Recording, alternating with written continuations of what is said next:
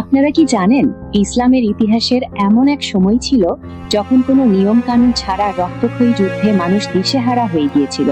আবার সেই আরব ভূখণ্ডেই এমন এক ঐতিহাসিক সন্ধি হয়েছিল যার প্রভাবে স্বয়ং বিশ্বনবী হযরত মুহাম্মদ সাল্লাল্লাহু আলাইহি ওয়াসাল্লাম বলেছিলেন, ইসলামের যুগেও যদি আমাকে এমন মহৎ কোনো কাজে ডাকা হয়, আমি তাতে সানন্দে সাড়া দেব।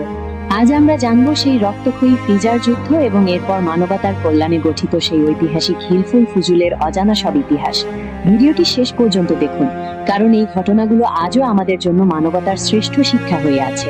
মহানবী সাল্লাল্লাহু আলাইহি ওয়াসাল্লামের বয়স যখন প্রায় 20 বছর, তখন আরবের ওকাজ মেলায় ফিজার যুদ্ধ সংঘটিত হয়।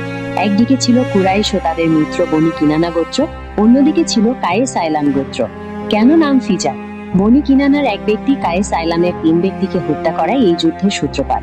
যেহেতু এই যুদ্ধ পবিত্র মাসগুলোতে এবং হারাম এলাকায় সংঘটিত হয়েছিল, আরবের মানুষ একে ফিজার যুদ্ধ বা অন্যায় যুদ্ধ বলে অভিহিত করে।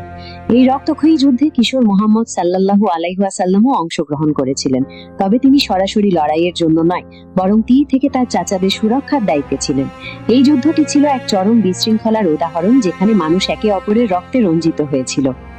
ফিজার যুদ্ধের ভয়াবহতায় আরব সমাজের বিবেকবান মানুষগুলো ব্যথিত হয়ে পড়েন। কত শিশু এতিম হলো, কত নারী বিধবা হলো, এর কোনো ইয়ত্তা নেই।